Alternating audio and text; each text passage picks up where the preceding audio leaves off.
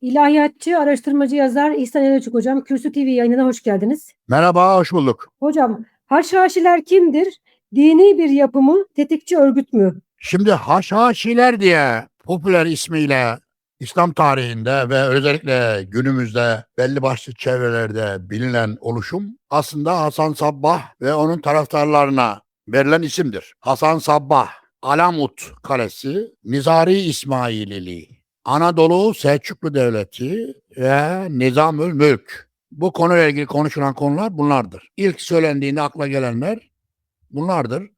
Bu konularla ilgili olarak İslam tarihi kaynaklarında çok bilgiler vardır. Aslında bir yere kadar da sınırlıdır ama yine de var olan bilgileri oradan okuduğum kadarıyla aktarayım.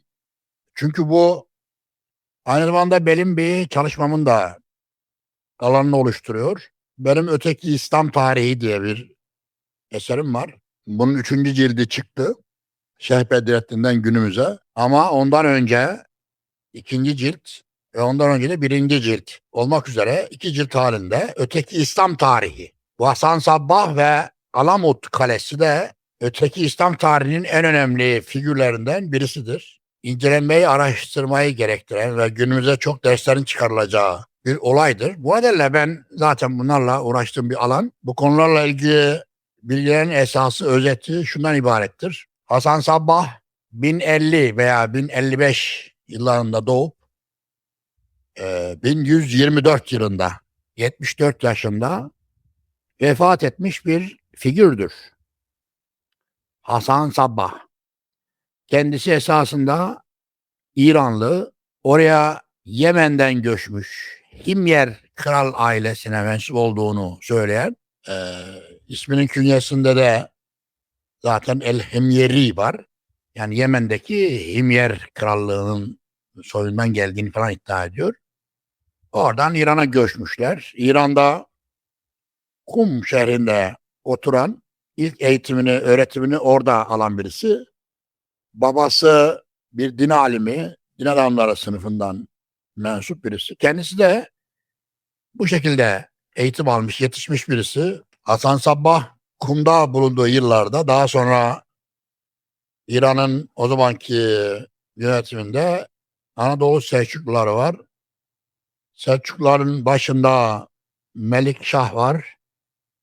Onun da veziri Nizamül Mülk. Nizamül Mülk de Hasan Sabbah'tan 30-35 yaş daha büyük.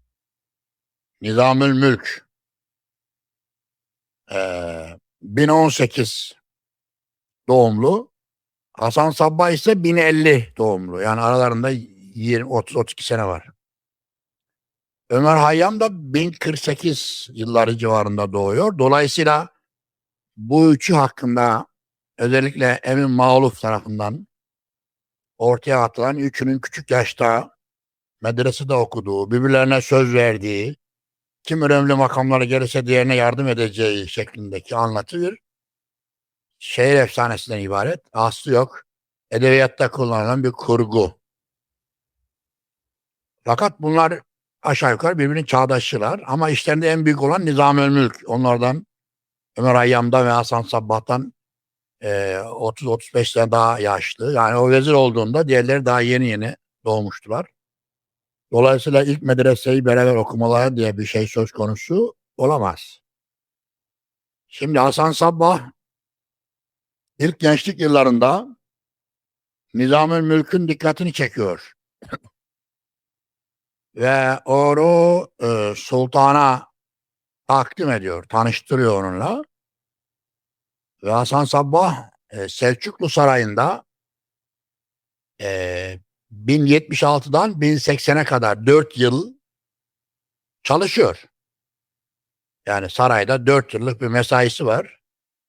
Nizamül Mülk'le tanışıklığı var. Onun tarafından sultana takdim edilmesi var. Çok zeki, çok çalışkan, adalet aşkıyla dop dolu işte bir din alimi diyerek orada bir 4 yıllık görev süresi var. Fakat daha sonra anlaşamıyorlar. Aleyhinde dedikodular çıkıyor. Nizam-ı Mülk'le de ters düşüyorlar. Ve oradan ayrılıyor. Mısır'a gidiyor. Hasan Sabbah Mısır'da. Mısır'da da bir müddet 3 yıl kadar falan kalıyor. Orada Mısır'da Fatimi 12 İmam Şiiliği hakim ve Fatimi sultanları devlete hükmediyorlar. İslam dünyası o zaman bu şekilde ikiye ayrılmış. Bir tarafta e, Bağdat'ta Abbasiler var. İsfahan'da Selçuklular var. Aynı zamanda bu ikisi beraber halife olarak Bağdat'ı görüyor Selçuklular. Sünni dünya. Öbür tarafta Mısır'da da Şii dünya var ve orada da Fatimiler var. Ee, Fatimi halifesi ölünce onun 2 tane oğlu var. Birisi Nizar, biri de Mustahil olması lazım herhalde ismi. Müstear veya Müstahil gibi bir ismi var. Bir de Nizar. Bu Hasan Sabbah Nizar'ın olması gerektiğini, halifenin yerine Nizar'ın geçmesi gerektiğini söylüyor. Fakat onun dediği olmuyor. Öbürü geçiyor. O zaman Hasan Sabbah'ı dışlıyorlar. O da Mısır'dan ayrılıyor. O nedenle Hasan Sabbah'a Nizari İsmailileri denilir. Yani Fatimi halifesi Nizar'ın tarafını tutan İsmaili hareketi mensubu anlamındadır. Peki İsmaili hareket nereden geliyor? Bu da 12 imamda geçenki bir videomuzda 12 imamı anlatmıştım. Onlardan 6.'sı kimdi? Cafer-i Sadık'tı. Cafer-i Sadık'ın küçük oğlu İsmail. Buna tabi olanlara e, İsmaililer deniyor. Çünkü İsmaililer 12 imamcılık bakımından 6.'sında ayrılıyorlar. 6.'sı Cafer-i Sadık. Ondan sonra da onun oğlu İsmail olunca, İsmail'ler de onu tutunca onlar için imam 7 tane olmuş oluyor. 6'sı geçti. 7.'si de İsmail oldu. Onlara yediciler, 7 imamcılar da onlara denir. Onlar diğerleri 12 imam diye 12'ye kadar devam ediyorlar. Bunlar 7'de ayrılıyorlar. Ayrılınca işte onlara İsmaililer deniyor. İsmaililer de Mısır'da bir devlet kurunca devletin başında da Nizar geçemeyince, Nizar İsmailiye mensup olunca Hasan Sabbah da onu tutunca ne olmuş oluyor? Nizari İsmaililiği olmuş oluyor. Oradan ayrılınca işte artık bunlara da İsmaililerin Fatimi halifesi Nizar'ı savunan İsmaililer anlamında Nizari İsmailleri denilmiştir. İslam tarihinde böyle almışlardır. Peki Hasan Sabbah ne yapıyor daha sonra? Fatimilerden de ümidini kesince gidecek yer kalmıyor. Yani şehirlere, Sünni dünyaya, Bağdat merkezli Abbasilik, İran merkezli Anadolu Selçukluları, işte Mısır tarafına da Fatimiler hakim olunca İslam dünyası 2 blok halinde olmuş oluyor. Tabiri caizse Hasan Sabbah da Fatimilerden kopunca kendisine dağlardan başka gidilecek yer kalmıyor görünüyor. O da kendisine dağları mekan tutuyor. İran'da Alamut Kalesi var. Kartal yuvası anlamına geliyor. Böyle yüksek tepelerde yapılmış bir kale. Orada bir halk yaşıyor. Onlar gidiyor, propaganda sonucu ikna ederek kaleyi ele geçiriyor. Yani kaleyi baskın düzenlemiyor. Kaleyi zorla zapt etmiyor. Ele işgal etmiyor. İkna ediyor. Burada böyle bir şey yapalım falan diye. İnsanlar zamanla ona inanıyor ve orada yaşamaya başlıyor. Sadece orada değil, oradan başlayarak da Suriye işlerinden ta Afganistan işlerine kadar yaklaşık 360 civarındaki yerleşik küçük yerleşim birimi dağ yamaçlarındaki, oğuklarındaki yerleşim birimlerinde birbiriyle irtibatlı küçük yerleşim birimleri ağı oluşturuyor. Ve İslamiyet'in en iyi nüfusu az olan küçük yerlerde yaşanabileceğini, bu da krallıkların olmayacağını, öyle merkezi bir baş şehirde bir kral, onun etrafa atadığı valiler şeklinde değil, böyle küçük küçük yerleşim birimleri halinde olabileceğinin daha uygun olduğunu düşünüyor. Peygamber Medine'de yaptığı gibi böyle 8-10 bin nüfusta doğrudan demokrasi tabiri caizse öngörülen, yönetici sınıfın pek olmadığı, eşitlikçi, paylaşımcı, kolektivist bir düzen kurmaya çalışıyor. Yani Hasan Sabbah'ın kafasında bunlar var. Kendisi de gayet mütevazi yaşıyor. Kendine saray yaptırmıyor. Din üzerinden zenginleşme yaşadığı hiç görülmemiş. Alamut Kalesi'nde 34 yıl neredeyse hiç çıkmadan yaşıyor. Sürekli yazıyor, okuyor, araştırıyor ve bir adil, eşitlikçi adil toplum, Müslüman toplum kurmaya çalışıyor. Bu idealleri olan birisiydi. Ve uyguladığı sistem kendi çağının biraz ilerisindeydi. Kendi çağının etkisi altındaydı ama yani bugünden bakarak onu idealize etmiyoruz. Ama kendi çağının içerisinde en ileri anlayışı savunduğunu söyleyebiliriz. Çünkü Abbasilerin uyguladığı bir sistem var. Merkezi imparatorluk var. Efendi köle ilişkileri devam ediyor. Zengin yoksul ayrımı derinlemesine yaşanıyor. Şimdi bu tür muhalefet hareketlerinde bunlara tepki vardır. İslamiyet'te kölelik kalkmalıdır. Zengin yoksul arasında uçurum olmamalıdır. Allah'ın kulları eşittir. Böyle liderlik, ruhbanlık, din adamlığı sınıfları, bunlara tanınacak imtiyazlar, ayrıcalıklar olmamalıdır. İslamiyet adalet dinidir, eşitlik dinidir söylemi var. Bu söylem en ideal düzeyde, henüz bir merkezi imparatorluğa dönüşmemiş vaziyette ve merkezi imparatorluğa muhalif olan çevrelerde, böyle dağlarda, eteklerde, orada burada söylem olarak dillendiriliyor idi. Hasan Sabbah da bunlardan birisiydi işte. Bu hayallerini hayata geçirmek için çalıştı ve 1124 yılında 74 yaşındayken Alamut Kalesi'nde 34 yıldır yaşadığı Alamut Kalesi'nde kendi eceliyle öldü. Öldükten sonra oğlu geçmedi. Bir yakını onun yerine geçti ama peki oğulları yok muydu? Vardı. 2 tane oğlu vardı. Fakat ikisini de kendisinin öldürttüğü rivayet edilir. Birisi kısas sebebiyle.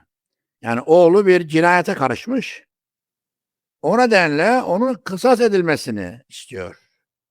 Benim oğlum da olsa kısastan kurtulamazsın diyor. Ama bu ne derece doğru? Bu konudaki tartışmalar da hala devam ediyor. İşte mahkemenin yanlış kaldığı, öyle bir cinayetin olmadığı da söyleniyor ama Hasan Sabbah buna inanıyor. Sen diyor kısasen tarafların adam öldürmüşsün çünkü sen de kısas edilmen lazım diyor. Evet. Çocuğunun ölümüne razı oluyor. Öbür oğlu da şarap yasağını ihlal ettiği için onu da öldürttüğü rivayet ediliyor. Çünkü şarabı kesin bir şekilde Alamut Kalesi'nde yasaklıyor. Damlası içilmeyecek diyor. Çünkü o zaman şarap bir Moğol uyuşturucusu gibi kullanılıyor. Yani Moğollar girdiği yere önce şarap gönderiyorlar. Fıçı fıçı. Millet böyle içiyor. Sarhoştan ve kendine gelemez hale geliyor. Karşı koyamaz hale geliyor. Erkekler böyle orada burada sarhoş bir halde onun ardından bir sürü kötülükler de zuhur ediyor. Sonra gidiyorlar orada herhangi bir şekilde karşı koymaksızın rahat rahat işgal edebiliyorlar. Hasan Sabbah bunu fark ediyor ve içki içen öldürülecektir diyor. Ve kendisini içine kurduğu toplumu böyle biraz ayakta tutma yoluna giriyor ve oğlu şarap içtiği için de onu öldürttüğü rivayet edilir. Rivayette de böyle yazıyor. Bu nedenle oğlu yoktu. Onun yerine kendi yakın tanıdığı Bozorg isminde, Bozorg, Nomit miydi, Emit miydi, öyle bir ismi vardı. O geçiyor. Sonra bir müddet daha devam ediyor. Şimdi Hasan Sabbah Zergüzeşt-i Seyyidüna diye bir kitap var. Orada Efendimizin hayatı, biyografisi gibi e, ona ait olduğu rivayet edilir bu kitabın. Türkçe'de de vardır. E, Orada kendini anlatıyor. Yani nasıl başladı, ne yapmaya çalışıyor, amacı ne? Bu işlere girmekten ne gözetiyor? Bu batini anlayış. Yani ayetlerin bir zahiri tarafı vardır, bir de batini tarafı vardır. Böyle tefsir ediyorlar. Görünür ayet böyle söylüyor ama burada maksat şudur gibi bir, buna batinilik denir. Ayetlerin görünenin ötesinde geçen yorumlar demektir. Ama bana göre de batinilik ben aşırı yorumdur. Çünkü Kur'an'ın görünen anlamı esas anlamdır ama bundan maksat nedir? Bu ne amaçlamaktadır? Yani diyelim işte namaz kılmaktan maksat nedir? İşte tevazu sahibi olmaktır. Ee, ve kişinin kibrinin olmamasıdır. Ruku etmekten maksat kimsenin önünde eğilmemeyi öğrenmektir. Abdest almaktan maksat elini yüzünü yıkamak, temiz olmak, azalarla günah işlemektir filan dersin. Ya bu batini tefsir girmez. Veyahut da sözlük anlamı budur. Sözlük anlamından hareketle bugün bunu şöyle anlamak da mümkündür. Sözlük anlamı buna el vermektedir dediği zaman bu da batini yorum olmaz. Batini yorumda metin üzerinde çalışma yoktur. Lügat ileri sürerek işte şöyle bir rivayet var diyerek tefsir yapmazsın. Gizli ilimle sana bunun bildirildiğini söylersin. Yani gizli ilim dünyasında veliler ve kutuplar bana bunu böyle söyledi. Bundan maksat budur. Dediğin zaman işte batini yorum. Mesela bazı aşırı batini yorumu örnek nedir? Mesela ben İran'a gittiğimde görmüştüm. Bizatihi yaşadım bunu yani. Orada Molla'nın birisi öğle vaktinden maksat, sabah namazından maksat Muhammed'dir. Öğle vaktinden maksat Ali'dir. İkinden maksat Hüseyin'dir. Akşamdan maksat Hasan'dır. Yatsıdan maksat da Fatma'dır dedi. Yani gün 5 vakit namazı Ehl-i Beyt'in 5 mensubuyla açıkladı. İşte bu işte tipik bir batini, Şii batini tefsir. Peki bu metin üzerinde çalışmayla baktığımda buna dair bir kaynak, bir delil, işaret var mı? Yok. Yani arkadaş ya gizli ilimde buna böyle söylemiş. Yani Allah'ın imamı, veliler ona böyle söylemiş. O da böyle tefsir ediyor. İşte buna batini tefsir diyoruz. Bu aşırı yorum, aşırı maksadı aşırıya götürme anlamına geliyor. Halbuki Kur'an tefsirinin lügatlerin dışına çıkmaması gerekir. Ve Kur'an'ın kendi bünyesi dışına çıkmaması gerek. Kur'an ayetleriyle ve sözlük bilgileriyle yorumladığı zaman bu makul tefsirdir. Makul, metin üzerinde çalışmaya bağlı tefsirdir. Buna ötüsü e, bence fazladır. Böyle bu kadar batini yorum yapmaya gerek yoktur. Şimdi Hasan Sabbah buradan yola çıkarak bazı tefsirler yaptı ama onun tefsirlerinden günümüze ulaşan fazla bir şey yok. Şimdi bir de onlar hakkında söylenen rivayetler var. Şehir efsaneleri var. Ne mesela? Hasan Sabbah'ın fedai yetiştirdiği kalesinde arka taraflarında cennet bahçesi gibi bahçe oluşturduğu. O bahçeye işsiz güçsüz gençleri alarak onları kadınlarla birlikte olmasını sağlayarak daha sonra işte bunlar hurilerdi diyerek eğer gidip şunu öldürürse tekrar öldükten sonra böyle yaşayacağını söyleyerek gençleri kandırıyordu, suikast düzenletiyordu, adam öldürtüyordu derler. Bu tamamen şehir efsanesi. Bu Sünni muhitlerde, Nizamülmülk çevresinde, Selçuklu, Abbasi işte Sünni dünyada imparatorluk yanlısı tarihçiler tarafından ballandıra böyle anlatılmıştır. Aynı zamanda bu bir batılı seyyah olan Marco Polo tarafından bu Alamut Kalası'ndan yıllarca sonra onun yaşadığı yerlere giderek o civarlardaki rivayetleri, konuşmaları, dedikoduları dinleyerek onu kitabına yazmış. İşte böyle haşhaş içiriyordu, uyuşturucu veriyordu, kızlarla beraber olduruyordu, onunla uğri deniyordu, işte öldürürsen tekrar onunla beraber olacaksın deniyordu diye böyle arka bahçede böyle sahte cennet yaratıp orada böyle suikastçı fedailer yetiştiriyordu söylemi Marco Polo'nun kitabından geçmiş. O da gitmiş görmüş değil, oradakiler de ve dedikodu türünden yazmış. Aslı faslı olmayan bir şehir efsanesine ibaret. Peki işin aslı ne? İşin aslı şu. Hasan Sabbah taraftarlarına fedai deniyordu. Doğru. Ama bu meydan okuyan bir suikastçilikti. Yani gidiyorlardı, hedef seçtiği kişiyi hançerleyerek öldürüyorlardı ve kaçma gereği de duymuyorlardı ve orada ölümü göz alaraktan bunu yapıyorlardı. O nedenle onlara fedai deniyordu.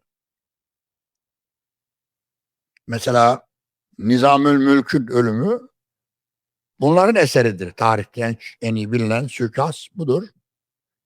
Ne olmuştur? Bir fedai sefer sırasında Nizamülmülk'e yaklaşarak yani İsfahan'dan Bağdat'a gelen bir sefer sırasında Nihamet denilen İran'da bölgede mola veriyorlar. Orada birkaç gün kalıyorlar. Nizamülmülk'ün yanına derviş kılığında bir fedai yaklaşıyor. Ona bir dilekçe sunmak istediğini söylüyor. Ve elindeki dilekçeyi ona uzatırken böyle eğilip hemen arkasından hançeri çıkarıp Nizamülmülk'ün kalbine saplıyor. Ve orada Nizamülmülk'ün korumaları tarafından öldürülüyor hançerlenerek. Nizamülmülk de 2-3 ay sonra o da kurtarılamayarak ölüyor.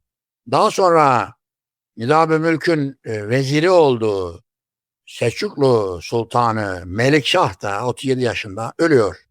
Ölünce bir kaos meydana geliyor. Bir tav kavgaları parçalanmaya doğru gidiyor. Yani kargaşa iyice artıyor. Şimdi bu en ünlü suikastleri budur. Ne yapmışlardır? Bunlar evet suikast düzenlemişlerdir. Şimdi yapılan şehir efsanelerin ötesinde kaynaklarda geçen bilgiler ışığındaki bir değerlendirme yapacak olursak benim tespitlerime göre Hasan Sabbah yaşıyorken yaklaşık 60 Selçuklu komutanına suikast düzenliyorlar. Bunlardan 2 tanesi bizatihi Sultan Abbasi Sultanı ve halifesi Raşid ve Mustarşid. Bir tane de vezir var. Nizamülmülk var yani bir de. Bunlara bizatihi suikast düzenliyorlar.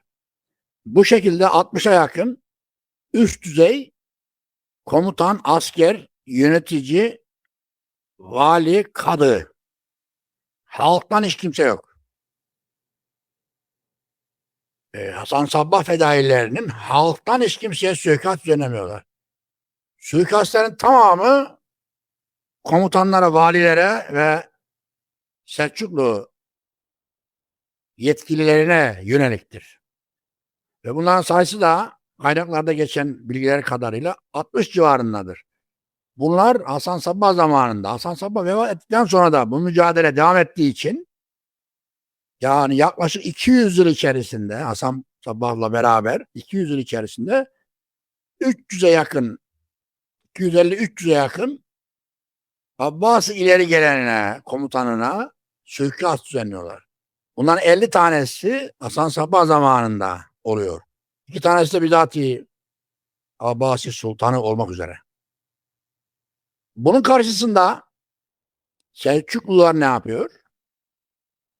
Abbasi Selçuklu birlikteliği yaklaşık 10 binin üzerinde halktan insanı, köyü basıyor, katlediyor ve kıyımdan geçiriyor. Onların öldürdüklerinin haddi hesabı yok. Zaten bunlar bu köy baskınları, tarım arazilerinin yakılması, şehirlerde aleni kıyımdan geçirme, önüne geçmek için bu suikastları düzenliyorlar. Mesela diyor ki falan kişi falan köyü basmıştır. Bizim bir köyümüze, bize ait bir köyü basmıştır ve 300 kişi meydanda kılıçtan geçirmiştir. Onu yapan komutan şudur. Sonra gidiyor o fedai o komutana suikast düzenliyor. Yani üzerlerine yönelik bu saldırılar, devlet ve ordu saldırıları doğrusun diye nokta atışı gerilla faaliyeti ve suikast e, girişimlerinde bulunuyorlar. Yani manzara şöyle, Abbasi orduları, Selçuklu ordular, düzenli ordular, askeri birlikler, kışlalar var. Ve bir yere giriyor, bir şehri kuşatma altına alıyor. O şehirde baskın düzenliyor, temizlik harekatına girişiyor. Köyü boşaltıyor, aleve veriyor, ateşe veriyor. Böyle nizarilere ait yerleri basarak bu şekilde toplu katliamlar yapıyorlar. Evet, düzenli ordular. Bu Hasan Sabbah ve taraftarları da bu düzenli orduların karşısına çıkamadıkları için, o kadar kalabalık olmadıkları için nokta atışı suikastler düzenliyorlar. Tespit ediyorlar. Şu köyü kim bastı, şu katliamı kim yaptı? O komutanlara yönelik suikast düzenliyorlar. Yani bugünkü tabirle Hasan Sabbah bir gerilla hareketidir. Selçuklu ve Abbasi orduları düzenli ordulardır, imparatorluk ordularıdır. Bu imparatorluk ordularına karşı bir gerilla savaşı veren bir gruptur. Hasan Sabbah ve taraftarları. Ve haliyle bütün gerilla hareketleri düzenli orduların karşısına düzenli birlikler halinde çıkamazlar. Onların komutanlarına, ileri gelenlerine suikast düzenlerler.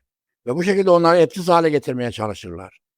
İşte bu İslam tarihinde düzenli imparatorluğa karşı bir gerilla hareketi, faaliyeti, tecrübesidir Hasan Sabbah.